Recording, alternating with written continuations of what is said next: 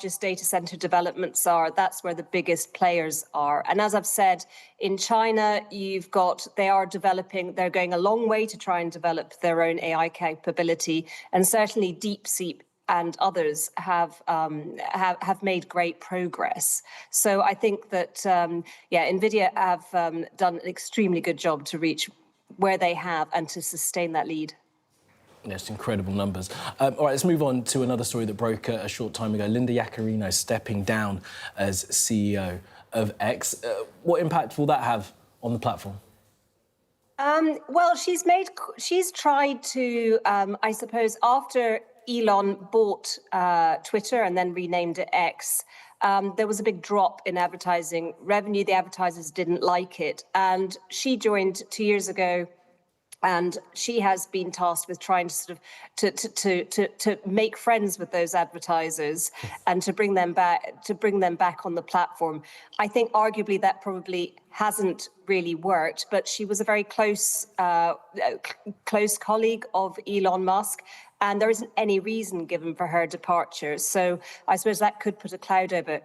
But remember, X is a private company. It was recently folded into XAI at a value of $33 billion. That's actually down from the $44 billion that Elon Musk paid for it when he took it off the public market. So it has suffered a decrease in value, but Elon Musk has got great hopes to build it into a kind of everything app. In fact, Linda Yaccarino was talking about that only a few weeks ago, maybe launching credit cards and trading capabilities. So I'm sure she will leave a loss, but I think it's quite normal for executives to cycle through Elon Musk's businesses. Yeah, he's posted on X thanking her for her loss and for her time there. And I wonder if it is going to be a loss for Musk, having someone like Linda Yaccarino at his side, someone who has such experience working in the corporate sector. You know, she has worked for many companies, including NBC Universal. Yes, she did have a lot of experience and a lot of relationships. In fact, when she was talking about the Everything app last, it was at Cannes Lions. So, I mean, she's got very good relationships with media. So that will be a loss.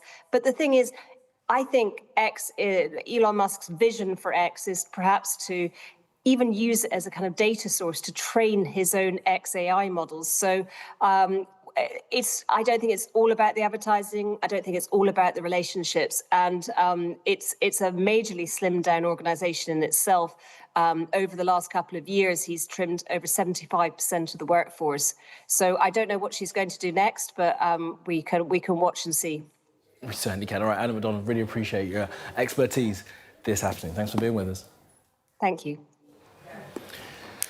Now, the threat of higher tariffs from Donald Trump's trade war could lead to a wave of companies going bust and cause financial losses for banks. That is the warning from the Bank of England following a meeting of its Financial Policy Committee. However, it added, during times of uncertainty, UK businesses as a whole appear resilient. Well, Trump today said that there would be more trade-related announcements after defending his tariffs online. Well, let's speak now to Harry Broadman, who's a former US Assistant Trade Representative and Chief of Staff of the President's Council of Economic Advisors. Harry, thanks very much for making the time to speak to us today. I mean, what do you make and where are we currently with Donald Trump's trade wars and these tariffs? It seems sort of rhetorically, at least, like he might be stepping back. Well, I would be very cautious about trying to interpret what he is doing. Frankly, you know, he has engendered so much uncertainty by dint of his behavior on and off, that I think businesses and investors have to be quite cautious as to what his next proposal is. And to be honest, from a U.S. perspective, I'm not sure that he is negotiating in the U.S. Best interest or the global economy's best interest. He's, this reciprocal tariff, in his view is a logical one, but it's not necessarily a growth-oriented strategy, whether for the U.S. or our trading partners. And I think the question is, let's not lose sight of the uncertainty that he's injecting, and more importantly, we should be looking for a way of engendering greater cooperation among U.S. trade allies, particularly in the G7. So that the U.S.-UK deal that was signed, a couple of weeks ago is great for our two economies, but I think there's still a lot of work to be done generally for the global economy to reduce this level of uncertainty that he's injecting. And Harry, I guess the overriding philosophy of these tariffs from Trump was this idea that you make it in America, you don't pay a tariff, and that's an idea brings businesses back, it creates jobs and tax revenue, and that was going to be a great thing for the American economy. I wonder, a few months into this backwards and forwards by Trump with his tariffs, how much that's being felt by US companies? Well, as I said, not much has been implemented under his regime, so it's very difficult to gauge the benefits and the cost of his policy. And also, let's not forget who pays tariffs. Mr. Trump believes that it's the exporting country from which we import goods that pays the tariffs. It's actually the American consumer who has to file with our officials here to pay those tariffs.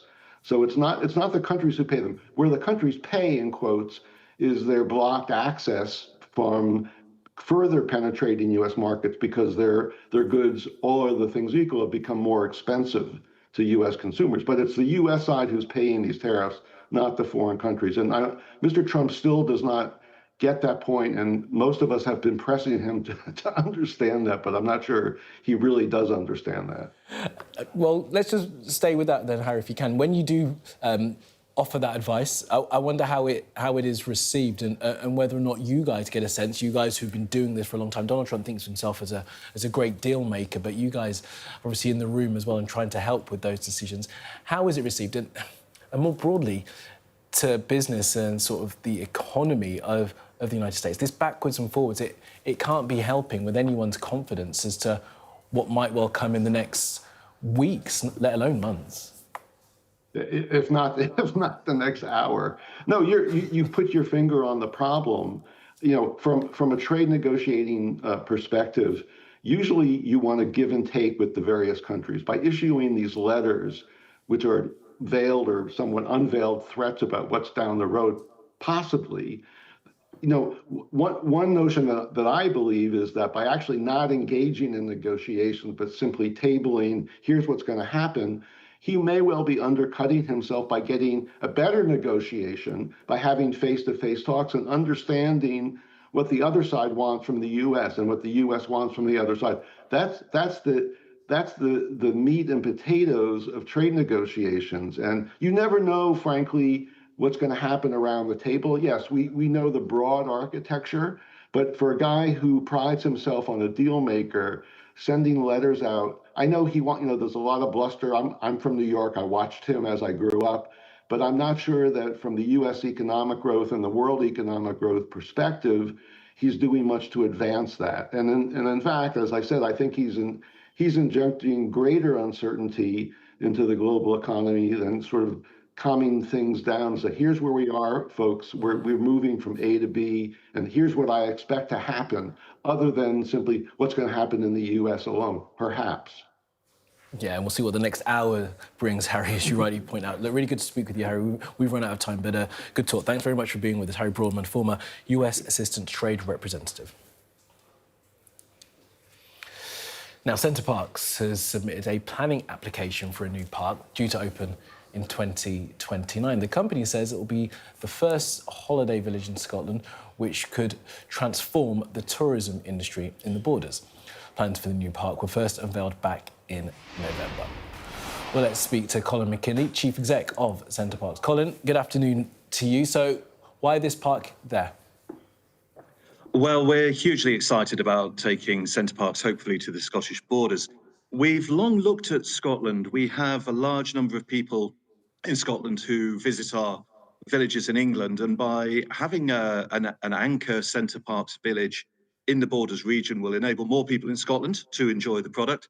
It will also enable people in England to travel up to the fantastic scenery in the Borders and enjoy a village in Scotland. So we think there's very strong demand for our product. We're seeing that across all of our villages, and today's planning application submission is a really important milestone for us. Yeah, the computer-generated footage that we're seeing looks pretty nice. Due to open in 2029, and I wonder, you say it might draw people up to Scotland. Could it also lower the prices across the Center Parcs estate? Many people still complain that the price per night at Center Parcs is a bit too high. Well, I think there's a couple of points to consider. When I look at the people coming to Center Parcs, we have delivered the highest ever guest satisfaction scores in our 38-year history of being and operating in the UK. We've also got the highest level of repeat business we've ever experienced. And the final point I'd make is that all of our villages are full. And so the pricing that we have reflects the environment that we sell into. For Scotland, I think it's far too early to talk about pricing and pricing strategies. First step is the planning application. I'm hoping for a positive result coming from that, hopefully by the end of the calendar year. Pricing steep, but people willing to pay it, as you point out there, Colin. And pricing really goes up in the school holidays, doesn't it? Is that not penalising parents of young kids who that's their only time that they can get away? Well, I go back to our previous points. The guests who come to Center Parcs are hugely happy by the product that we provide. We invest a lot in the product. It's a very high quality product. And we also deliver exceptional customer service, which means people come back again and again, resulting in the villages being full. So the pricing strategy reflects that. It's a pricing strategy that is well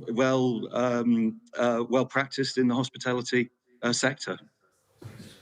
Okay, when can we expect this one to open? I mean, you put the planning application in. 2029 is the mooted date. Do you think you'll be on track for that? Oh, I really hope so. The planning application is the first step. As I said, we're hoping for a positive outcome by the end of the year.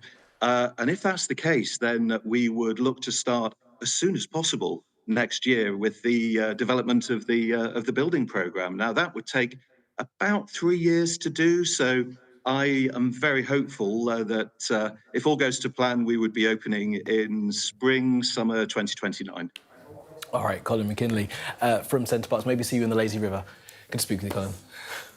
Good to speak to you. Thank you. All right, still to come on Business Live this afternoon. We'll speak to a company claiming to be able to bring organs back to life for use as transplant.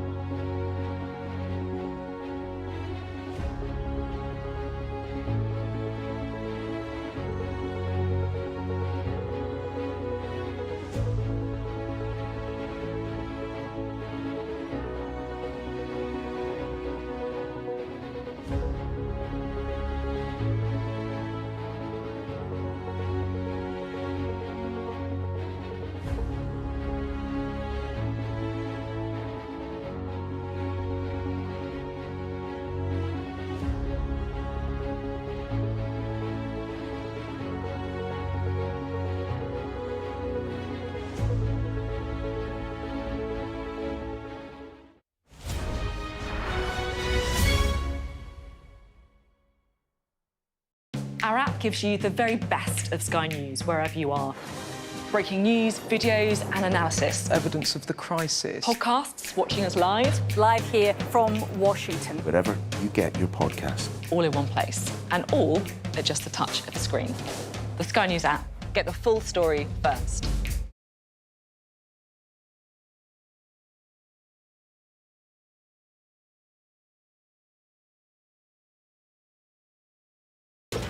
are under Israeli military restrictions in terms of some of the things that we can film, but it's important to be in there. What a slow drive for the president as he approaches his golf club. 4 more years! Free wherever you get your news. I'm Mark Stone and I'm Sky's correspondent based here in Washington, D.C.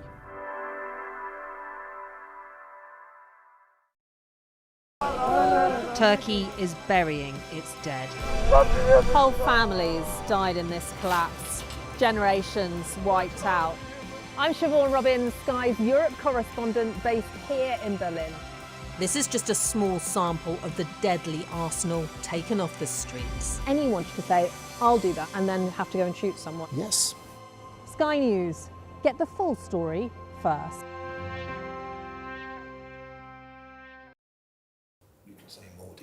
Welcome back to Business Live. I just want to bring a line of breaking news that we've had come into us following the bilateral meeting between President Macron and Prime Minister Starmer. Our chief political correspondent, John Craig, is here with us. And John, we've got a bit of a readout, haven't we, of what was discussed between the two men? An 8-paragraph statement from number 10, as you'd expect, talking about working together on all the various issues, welcoming the EDF deal, 12.5% stake in Sizewell C to lower bills. But then on the big issue of toughening up the crackdown on the illegal migration and the boats.